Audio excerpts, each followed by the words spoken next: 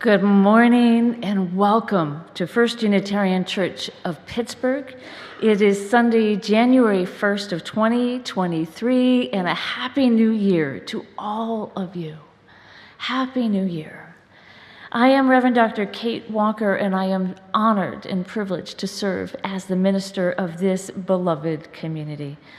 For those with visual disability, I am a 59-year-old white female with light brown hair and a mid-length bob cut. I wear glasses. I am wearing a black clergy robe with a blue stole. You are all welcome here. And if you are watching now or in the future at some point, you are welcome. If you are still in your pajamas and sipping your cup of tea or coffee, I'm delighted to have you here this morning. If you are a longtime member or you're brand new and you just arrived on a New Year's resolution, you are welcome here. We are Unitarian Universalists. We are many beliefs and many people, many origins and sexualities and genders. We're all learning and growing together.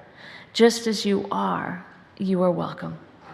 If this is your first time with us, we would love to get to know you, have you get connected to us. If you're online on YouTube this on YouTube this morning, at some point later after the service, check us out on our home webpage. And just First Unitarian Church, just Google that in Pittsburgh. And you'll see down at the bottom, you can sign up for a newsletter. And there's a section also there on the page about membership and welcoming and just getting engaged with us. And if you're here in person, please check out our welcome desk. It's right in the foyer out those doors after the service. And we can get you connected and we can start to get to know each other. And if you are interested, there will be a social hour after service. It'll be upstairs in the Schweitzer room this morning. And if you're online, there is a small gathering on Zoom. And you're welcome to get a link by sending an email to First Unitarian Pittsburgh. It's all one word, firstunitarianpittsburgh@gmail.com. And you'll get an auto response with that link. I am, of course, live in our sanctuary this morning with a fabulous bunch of our volunteer tech wizards. Always deep gratitude for helping make this happen. And talented staff. Delighted to have Natalia with us this morning. Thank you. With our music. Later in the service, I'm going to give you some instructions right now, and then I'm going to repeat them again, just because that's why our brains work. I'm going to invite you into a ritual act of letting go and invitation. The first will be, you should have been given a couple pieces of paper by the usher, and if you don't have a pen or pencil with you, they are in the back of the hymnal, back of the pew in front of you. There's some little pencils there by the hymnals. And on one of them, I invite you in something you need to let go of as we head into 2023, something you feel like you need to let go of. And on the second piece of paper, something that you need nurturing, something that you need help on, that you want to grow. And if you're at home, I invite you, if you have a candle or a cup of water, those are the two pieces you need in addition to your paper. Again, I will repeat these instructions to you.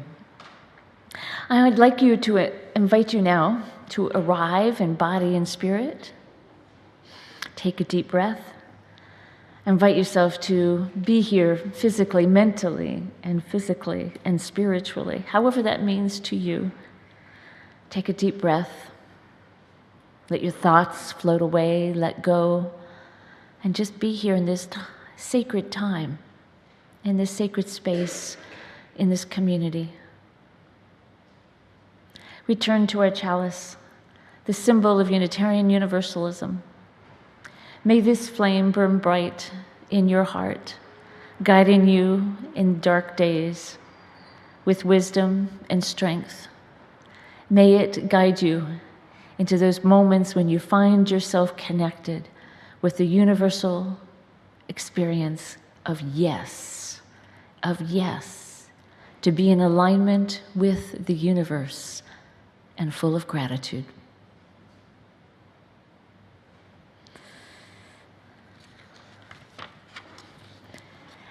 I invite you now to stand as you're able in body and spirit. 1055, How Sweet the Darkness.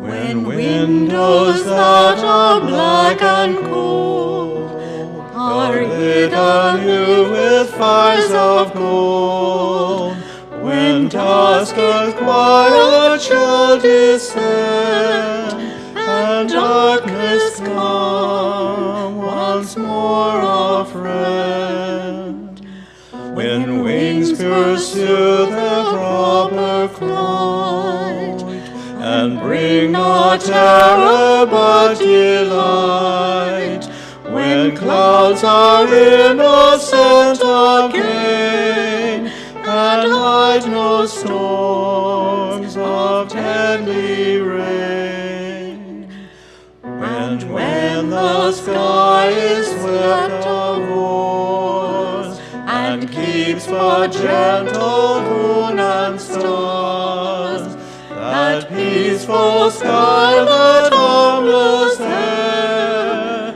how sweet the darkness there.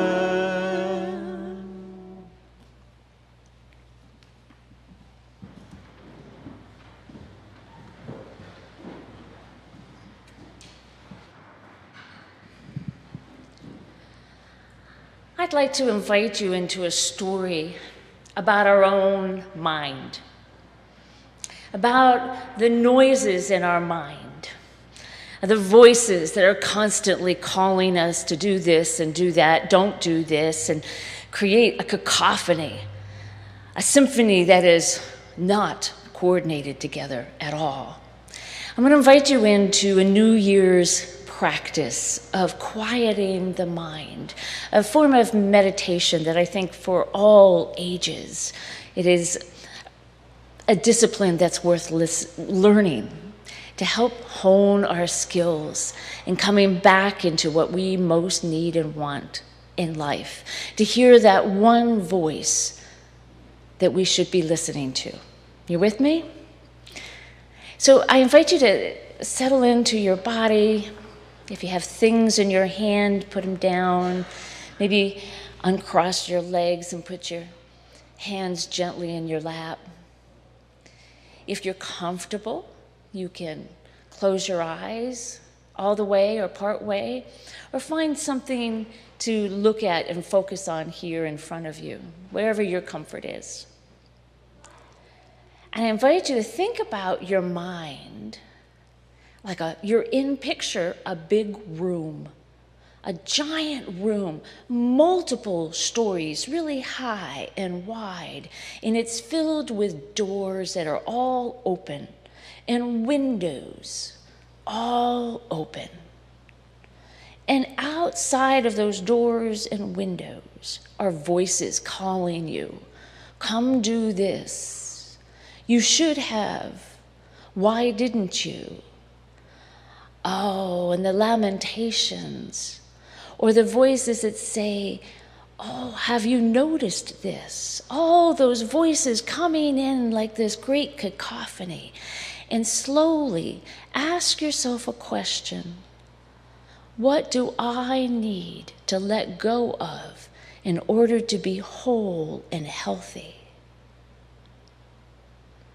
Ask yourself, what do I need help with to nurture in order to be whole and healthy? And as you ask those questions, quietly close the doors and the windows, one by one. Gently reach for the doorknob and pull it closed. Close the windows one by one. And keep asking, what do I need to let go of in order to be whole and healthy? What do I need to nurture What do I need help with in order to be whole and healthy? Close the doors, one by one, of those voices you don't really need to listen to. The ones that have been at you for too long, and you let them go. And you say, shh, as you close the window and the door.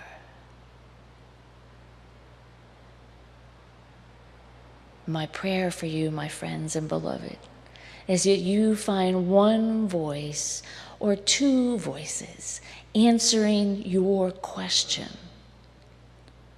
That one voice that says, this is what you need to let go of, and you listen.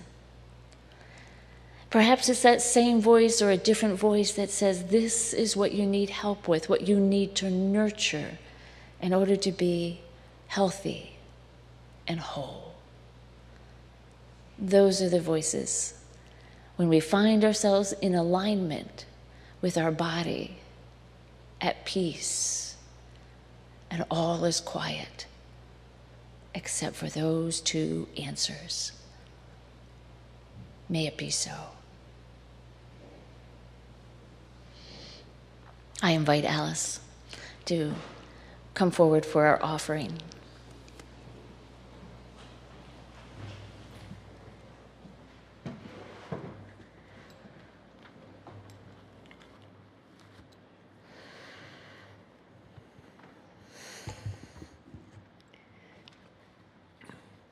Donations by check may be mailed to the church office.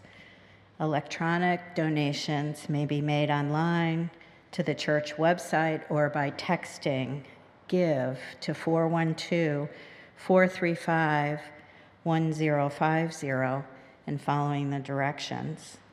This month, we'll be hearing more about this at the next service on January 8th, but our Share the Plate for the month of January, and that's the entire month of January, is Habitat for Humanity. We will now accept the offering.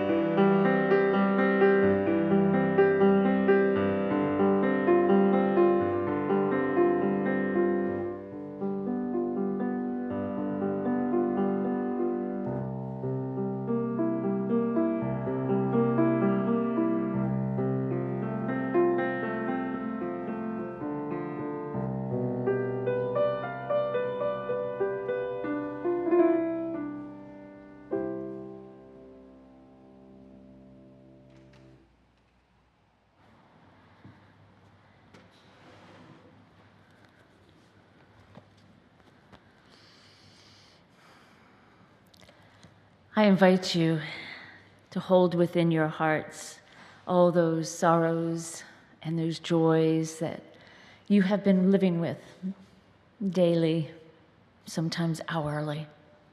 Those moments of deep sadness and those moments of great laughter. During these holiday times, it is often the mix of both, isn't it? Those moments when we find we are missing somebody who has died or can't be with us because Southwest Airlines had a meltdown. Or we find ourselves laughing with great joy at a grandchild or a grandmother who is told a very odd joke. Hold those in your hearts, my beloved, for they give us the breadth and the depth of life itself. I invite you now into a time of personal prayer, of silence or meditation.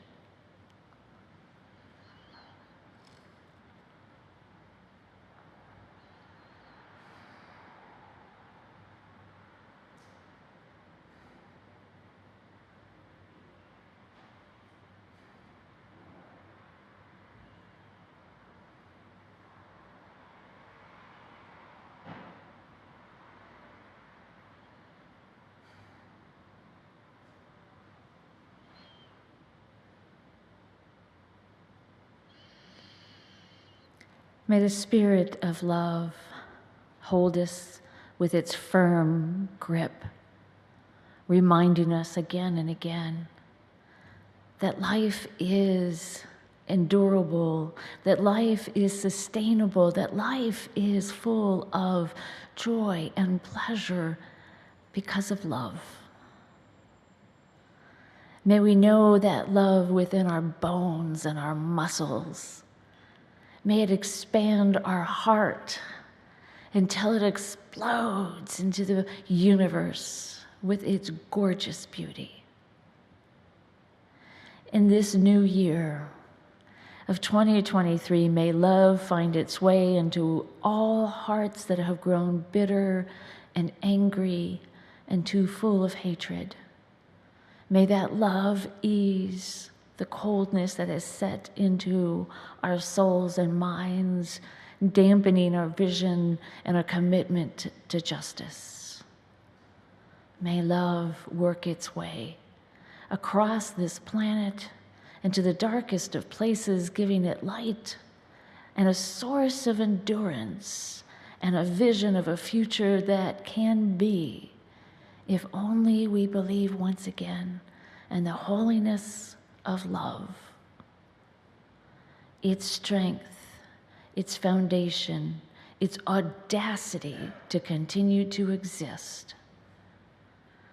May the Spirit of the Holy, the Spirit of God of many names that has been with us throughout the ages, remind us of that which we hold as most precious in our lives. As we begin this year, may love be our guide again and again. I invite you to stay seated as we sing Return Again, which is 10:11 in the teal hymnal. Return Again. Sure, why not? Okay, we'll try a round, so we'll sing it all through first, and then people on this side of the congregation will start with me, with one, and then And then you all will sing with me. starting with one.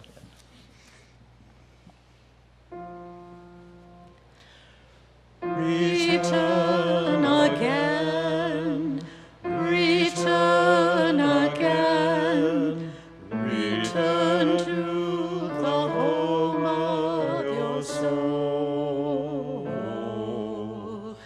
Return again, return again, return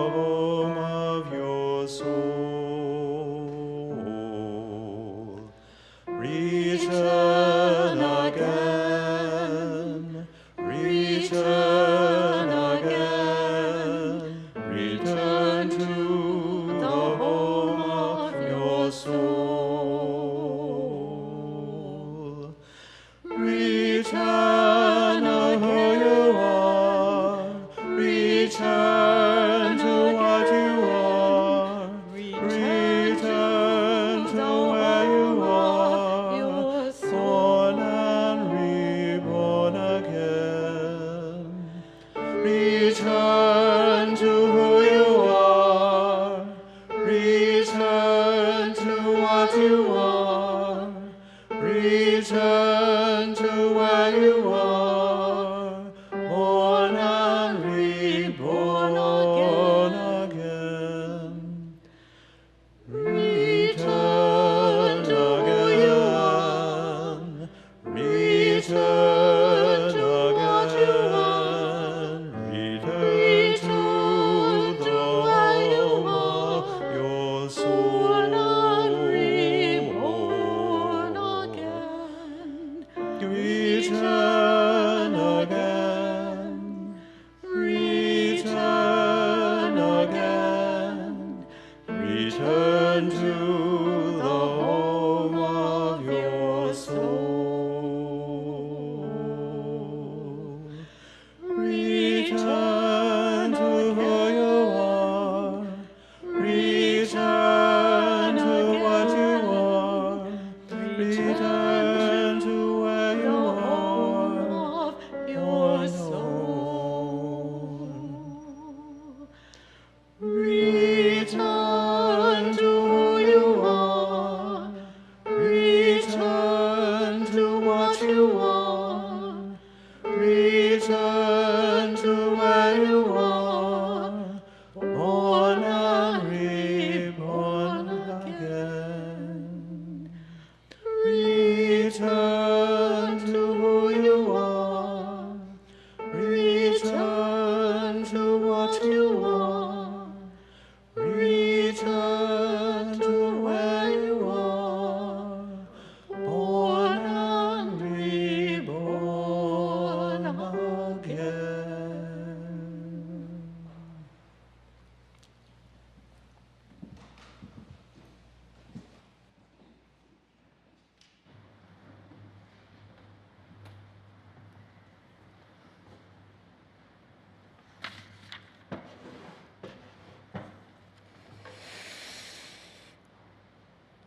The reading for this morning is from Mary Oliver, entitled The Journey.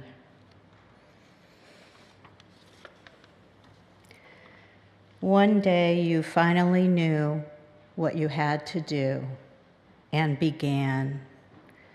Though the voices around you kept shouting their bad advice, and though the whole house began to tremble, and you felt the old tug at your ankles. Mend my life, each voice cried. But you did not stop. You knew what you had to do, though the wind pried with its stiff fingers at the very foundations, though their melancholy was terrible. It was already late enough, in a wild night, in the road full of fallen branches and stones, but little by little, you left their voices behind.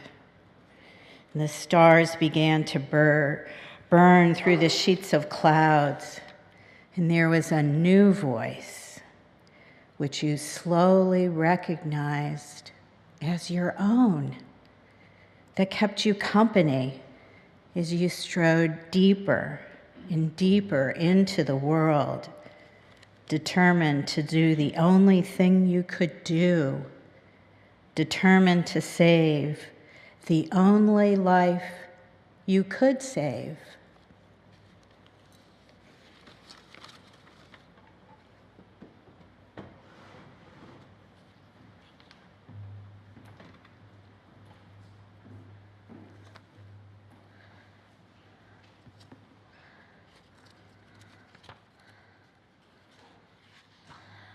I am guessing that there are some of you here this morning, out there in YouTube land, who are outdoor type people.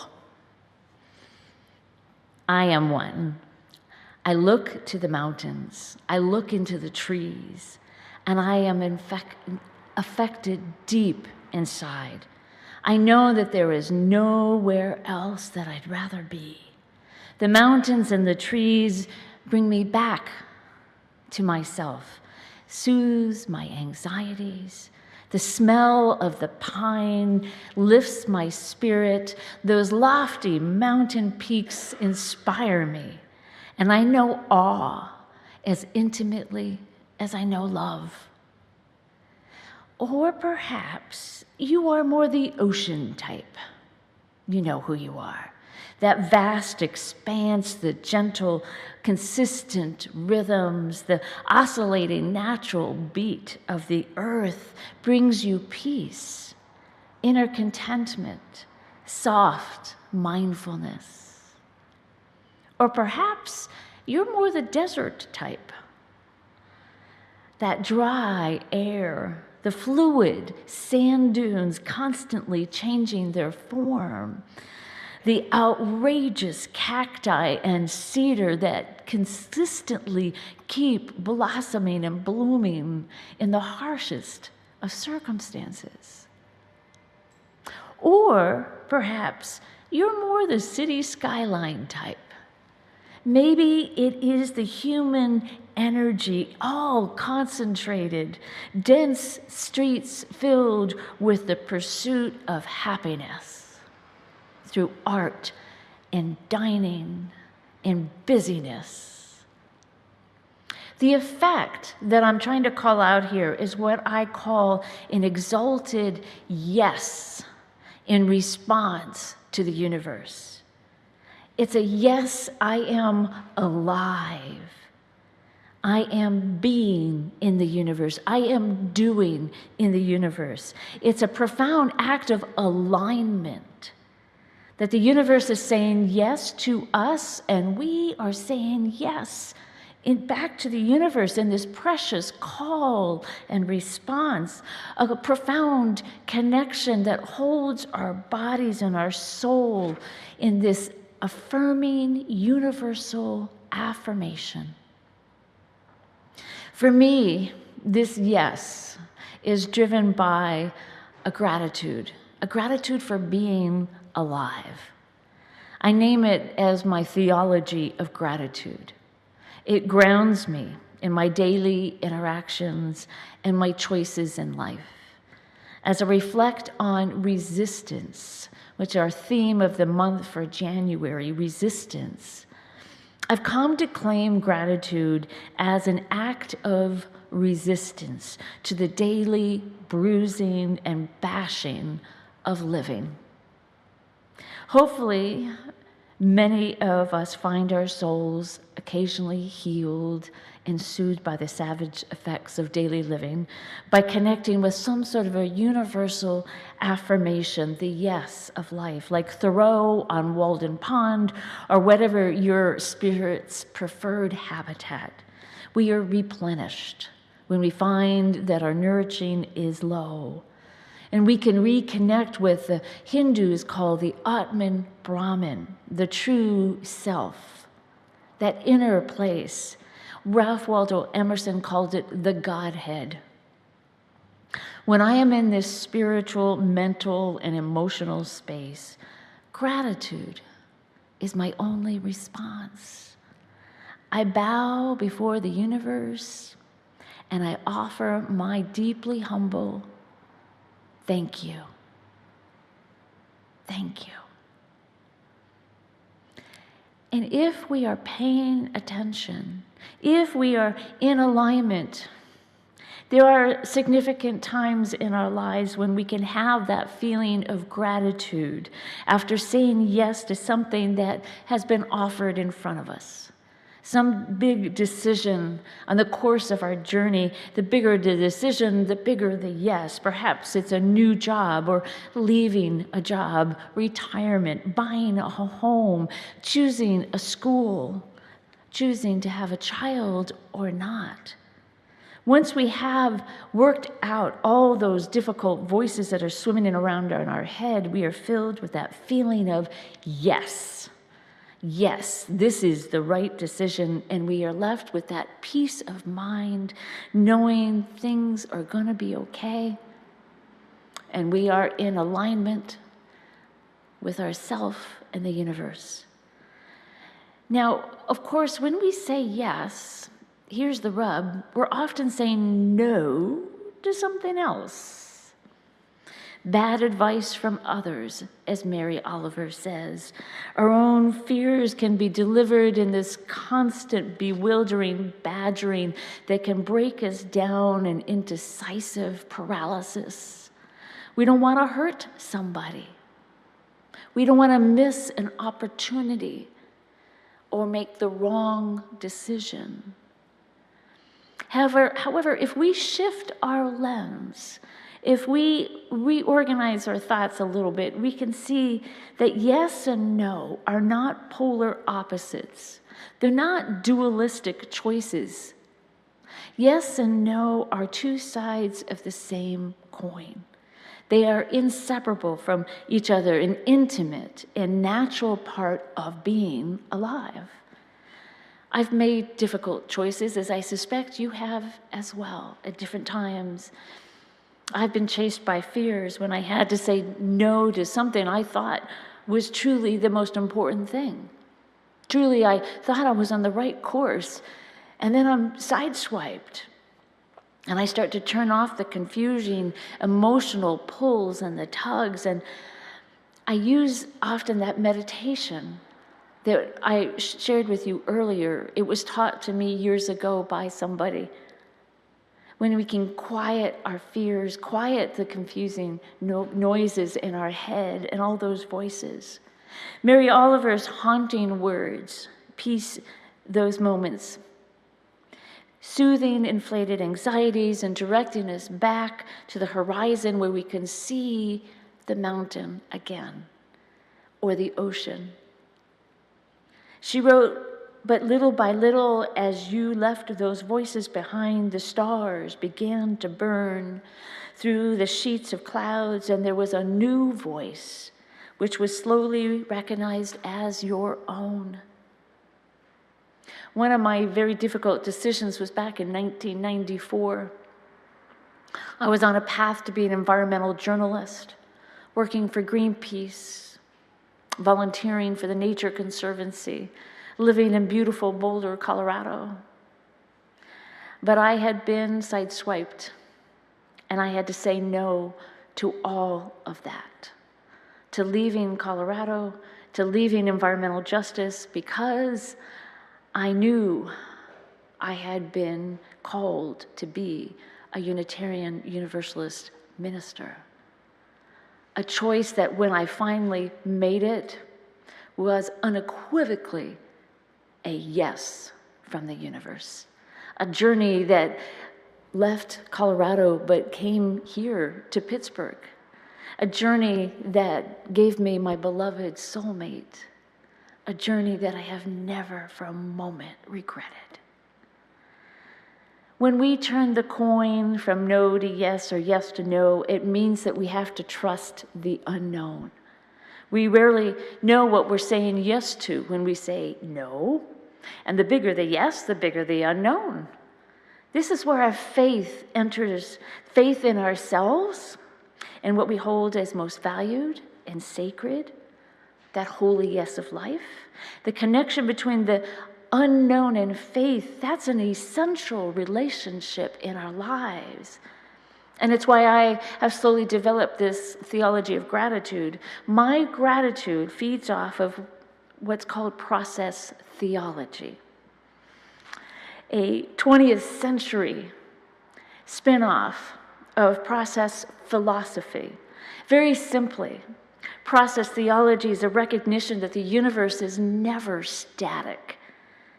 It's constantly in motion, a continual unfolding, a revelation of itself from the micro to the macro.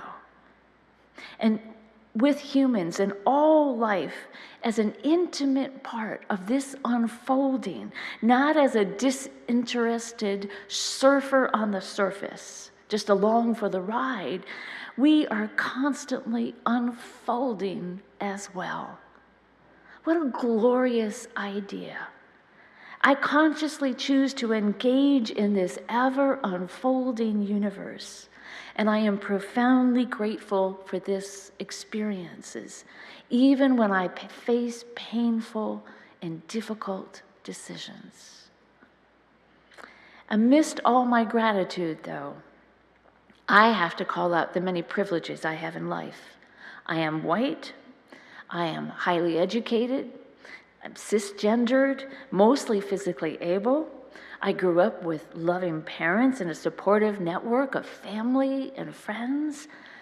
While I have experienced hardships, they pale in comparison to the millions born on this planet into and living in horrific circumstances. My theology of gratitude is founded upon a belief in the unfolding of the universe, but it comes with a recognition that we humans constantly inflict harm upon one another. It comes with the recognition that anybody who is a victim or experiencing harm should in no way feel obligated to respond with gratitude. No belief system should be that shallow, naive, or cruel. I do not impose my beliefs upon another, but I do assume and I do recognize that I do not have any serious chronic illness or disability. I do not know what it is to live as a Black woman in America. I do not know what it is to live in a refugee camp or have Russia attack my home. My theology of gratitude is not simple. It cannot slip into a meme, a tweet, or a Hallmark card. It is partnered with a full recognition that power is fundamental to all life forms, and out of that comes morality and ethics. This is the pragmatic side of gratitude, balancing the abstractions of theology and philosophy with that how life unfolds, how we use our power, and it has to be guided by a constant grounding in the holiness of creation, of living in alignment with our values and what we hold as most sacred. I am deeply inspired by a friend of mine, Hal Walker. Perhaps some of you know Hal Walker. He's a Unitarian Universalist musician that worked for many years at the Kent, Ohio Unitarian Universalist Church. And back in 2021, he was struck by a debilitating chronic illness and is now no longer able to work as a musician, his true love in life. He has created his own podcast talking about his journey. And this November, he did 3 episodes of naming gratitude from A through Z. His gratitude, A through Z. I found it an extraordinary journey that he could dig in and find his strength that way, despite his life being completely upturned by truly debilitating illness. I am inspired. I know that gratitude may not be physically liberating for many living in the horror of oppression. Perhaps it can be radically spiritually and emotionally liberating by empowering a profound act of justice in the face of oppression, serving as a pivotal point of inspiration to imagine a path of resistance, to push back against the powers of hate and hostility.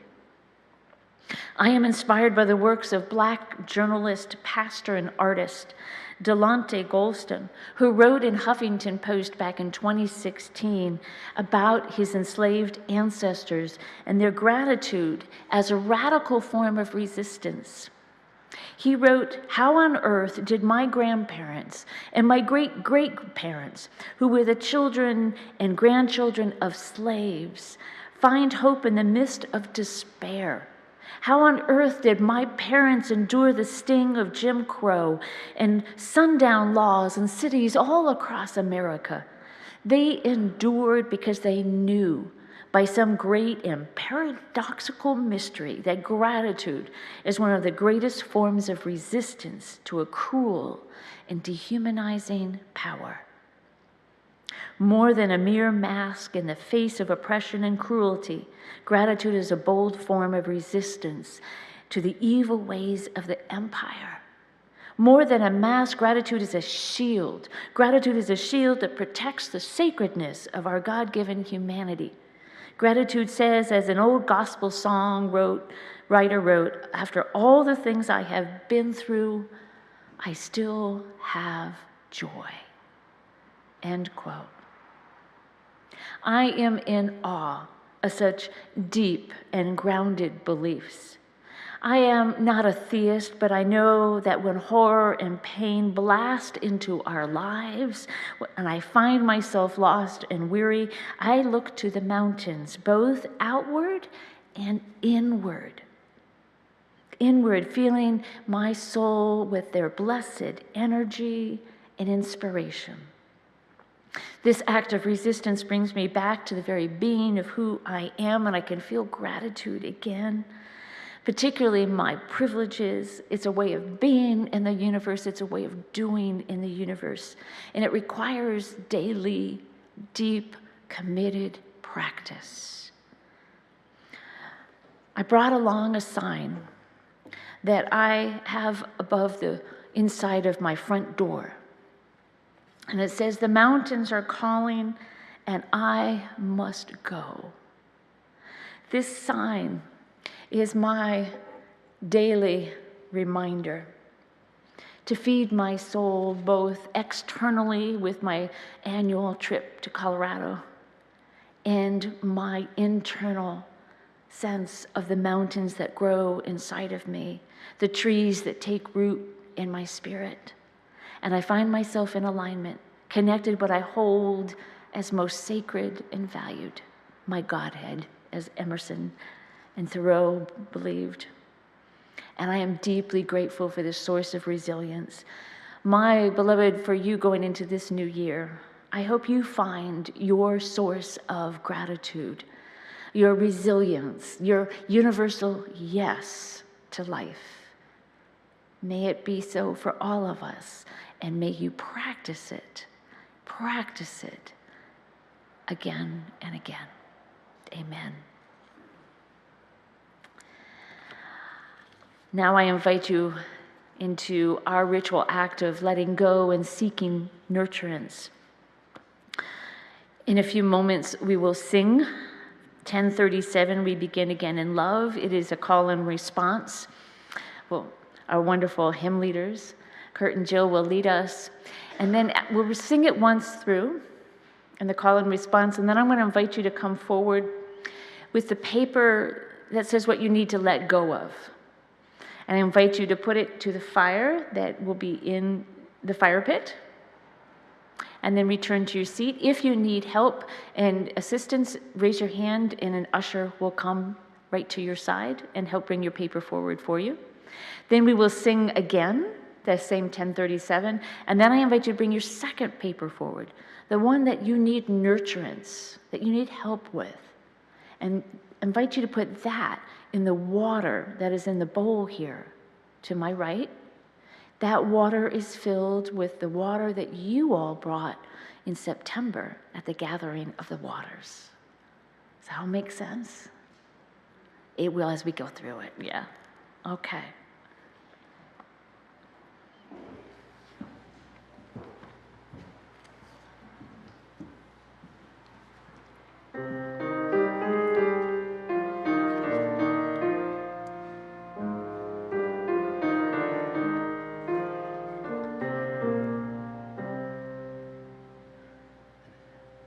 For remaining silent when a single voice should have made a difference.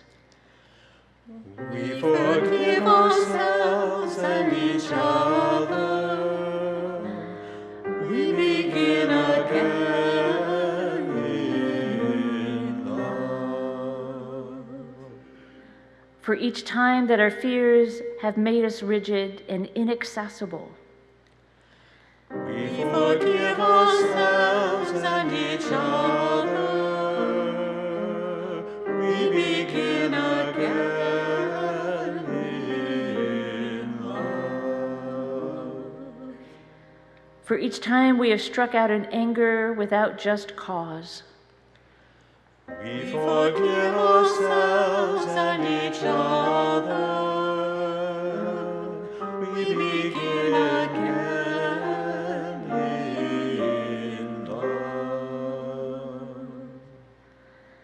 for each time that our greed has blinded us to the needs of others.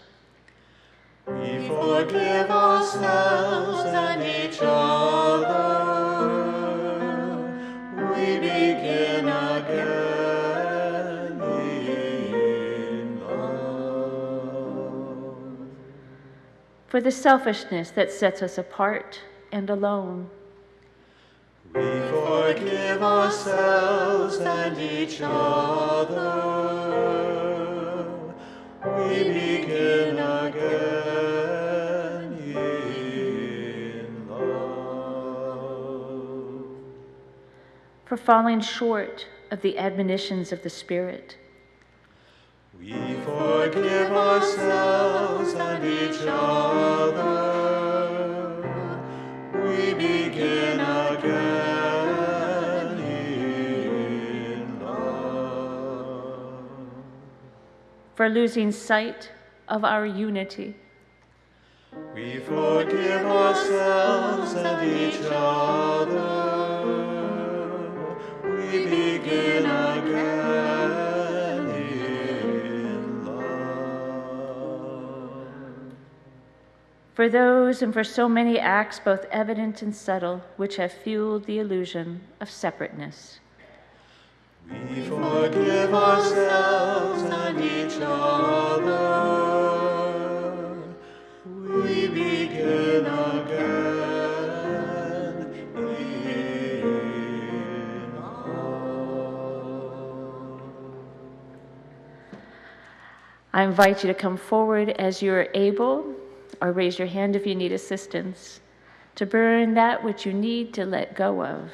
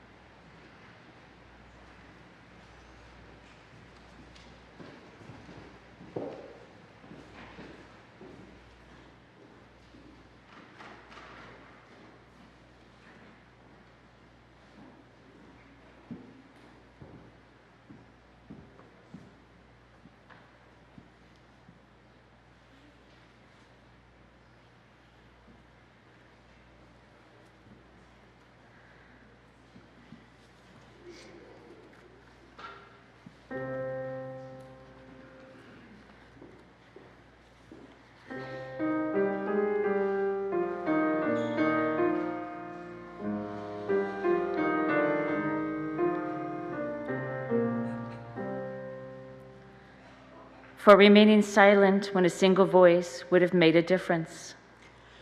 We forgive ourselves and each other. We begin again in love. For each time that our fears have made us rigid and inaccessible.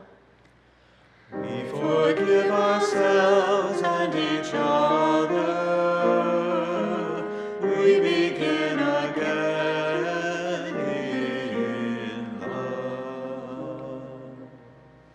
For each time we have struck out in anger without just cause. We forgive ourselves and each other. We begin again in love. For each time that our greed has blinded us to the needs of others. We forgive ourselves and each other. We begin again in love. For the selfishness that sets us apart and alone. We forgive ourselves and each other. We begin again in love. For falling short of the admonitions of the Spirit. We forgive ourselves and each other. We begin again in love. For losing sight of our unity. We forgive ourselves and each other. We begin again in love. For those and for so many acts, both evident and subtle, which have fueled the illusion of separateness. We forgive ourselves and each other. We begin again in love. As you are able, I invite you to bring forward the paper for that which needs nurturing, that needs help with the sustenance of the waters of community.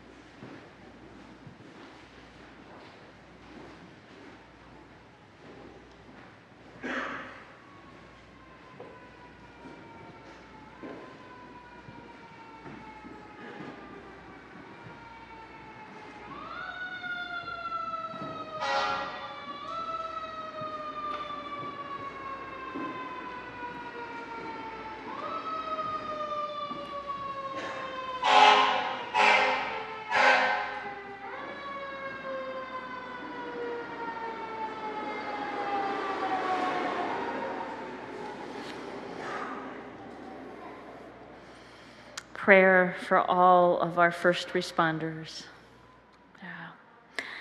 I invite you to stand as you're able in body and spirit for 1060 as we sing of hope and joy. And given the time, let's just do the first and last verses, 1 and 4, please.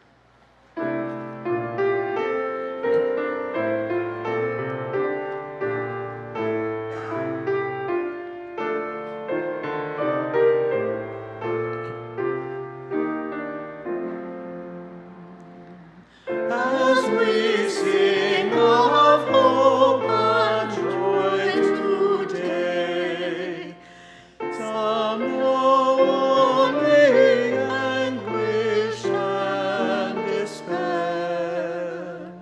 How we lift our voices in this way, while some have pain and misery to spare. Sing of joy while hammering each nail. Sing of hope while bowling every weed. So shall we sing together and prevail. May every hallelujah bear us seed.